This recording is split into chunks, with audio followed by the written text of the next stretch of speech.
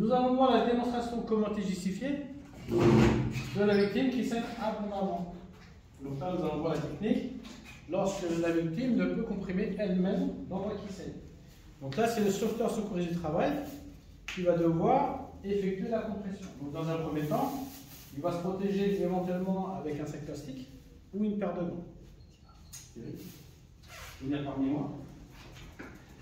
Donc, lorsque la victime saigne abondamment, si on reprend les points clés de la technique, comment se déroule une compression directe efficace? J'écoute?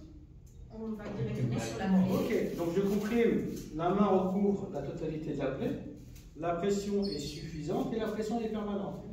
Critère d'efficacité, arrêt du saignement. Donc une fois que j'ai comprimé, qu'est-ce que je fais? J'allonge la victime. Une fois que j'ai allongé la victime, si j'ai un témoin, j'envoie le témoin alerter les secours. Et je resterai comme ça jusqu'à l'arrivée des secours. Je demanderai au témoin de couvrir la victime. Et ensuite, je vais rassurer la victime sur des éventuelles aggravations, comme par exemple, si je constate des sueurs, des pâleurs ou une sensation de froid, j'alerterai les secours, ou une perte de connaissance, j'agirai en conséquence. Là, on voit la situation où le SST va devoir se libérer pour appeler les secours. Donc, on va devoir libérer la compression directe par un pansement compressif. Donc, pour ce faire, je prends un tampon suffisamment épais que je viens interposer sur la plaie. Une fois que j'ai interposé le tampon sur la plaie, j'utilise un lien suffisamment long et suffisamment large pour couvrir la totalité du tampon.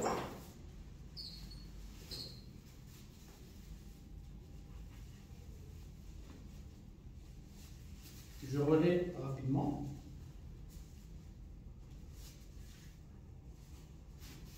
Une fois que j'ai fait le pansement compressif, quels sont les critères d'efficacité? Il n'y a plus de temps. L'arrêt du saignement. Donc là, on va retrouver les mêmes points importants que la compression directe. Il faut que le pansement compressif recouvre toute la plaie. Il faut que la pression soit suffisante et permanente. Une fois que j'ai stoppé le saignement, j'alerterai les secours en respectant le protocole interne de votre entreprise. Ensuite, je couvre la victime et je surveille une éventuelle aggravation. Si j'ai du sang de la victime qui a été en contact avec ma peau, vous ne portez pas vos mains ni à vos yeux ni à vos bouches. Vous lavez les mains à l'eau et savon et désinfectez à l'eau de javel. Et en cas de doute, on mettra en place la démarche administrative et médicale si vous avez un doute sur des moyens de contamination.